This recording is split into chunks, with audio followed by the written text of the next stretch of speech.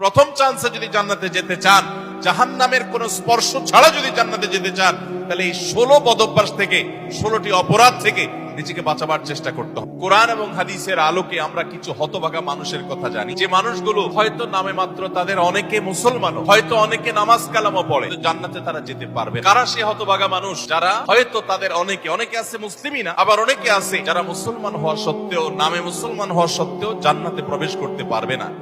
জান্নাতে যাওয়ার পথে বাধাগুলো কি কি, আমরা আজ সেরকম 16টি বাধার কথা জানবো। কয়টি বাধা? 16টি বাধার কথা জানবো। 16 শ্রেণীর হতভাগা মানুষের কথা জানবো, যে হতভাগা মানুষগুলো জান্নাতে যেতে পারবে না, জান্নাতে যাওয়ার এই নিয়ামতের সৌভাগ্য লাভ থেকে তারা বঞ্চিত হবে। আল্লাহ রাব্বুল আলামিন সেরকম কপাল পড়া মানুষদের কাতারে যেন আমরা শামিল না হই, আমাদের সবাইকে সে তৌফিক দান করুন। ভাইরা আমার, আমরা যে শ্রেণীগুলোর কথা বলবো,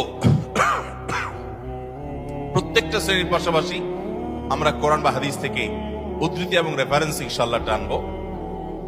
আপনাদের কাজ হলো, আমাদের সবার কাজ হলো, এই 16 প্রকার হতভাগা মানুষের কোন একটা প্রকার এর মধ্যে আমি নিজে আছি কিনা সেটা মেলানো।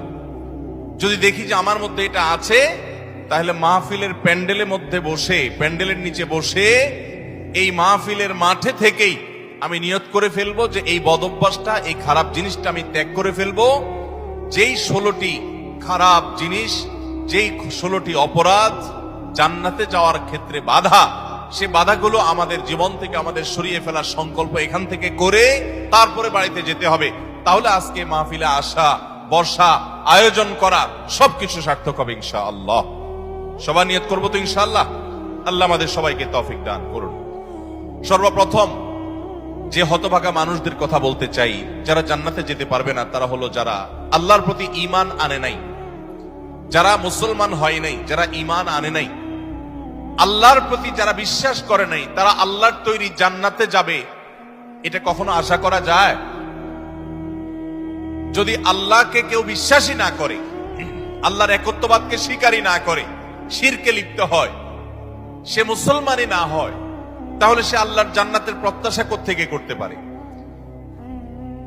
একজন মানুষ, তিনি মুসলমান না, তিনি অমুসলিম, তার ব্যক্তি জীবনে অনেক ভালো কাজ থাকতে পারে, অনেক ভালো অর্জন থাকতে পারে, কিন্তু তার ভিতরে ঈমান নাই।